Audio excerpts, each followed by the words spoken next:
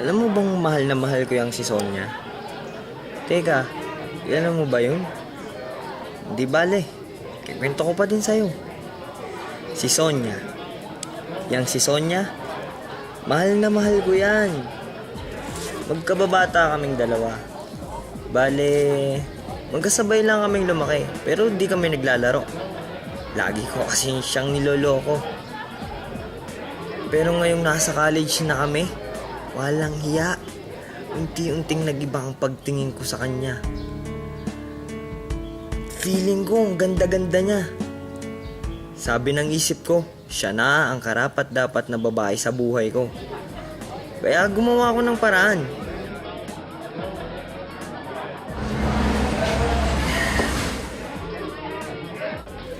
Alam mo, medyo corny na tong susunod, pero ikikwento ko po din sa'yo. Nung araw, pagkatapos ng Valentine's Day, binigyan ko siya ng bulaklak.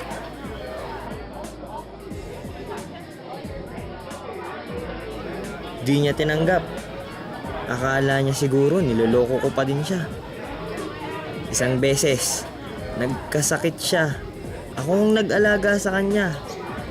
Ipinagluto ko. Mali. Nagpaluto ako sa kapitbahay niya ng paborito niyang sotanghon.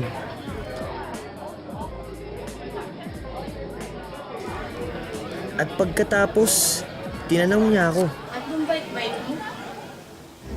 Wala akong nagawa. Nagpanik ang utak ko. Hindi ko alam ang gagawin ko. Tumakbo na lang ako palabas. Ano magagawa ko? Kinakabahan ako eh. Inabukasan, bumalik ako sa kanila. Dala-dala ko ang tapang na minana ko pa sa mga ninuno ko. Lakas loob kong hinarap si Sonia at nagtapat ng pag-ibig sa kanya. Pero tinalikuran niya ako. Sabi niya sa akin, Yo ka sa'yo, amoy sibuyas yung hininga mo.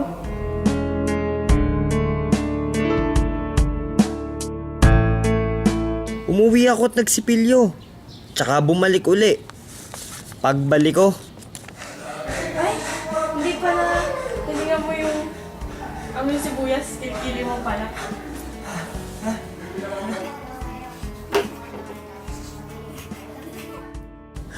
umuwi ulit ako at naglagay ng madaming pabango. Pagbalik ko ulit,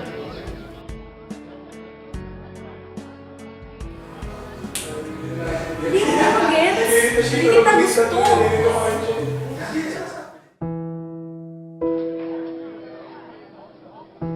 umuwi akong luhaan.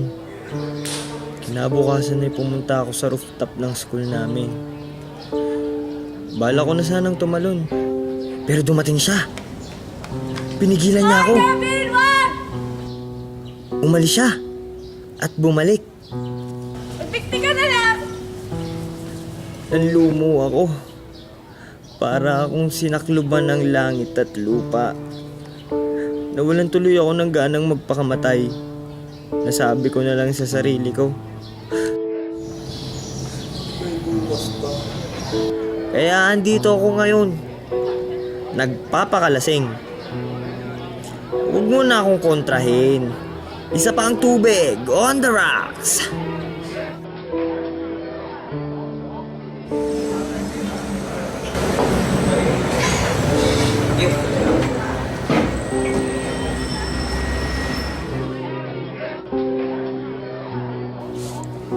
Oo na. I feel guilty. Sana, sa araw na to, makatagpo ako ng kapalit niya.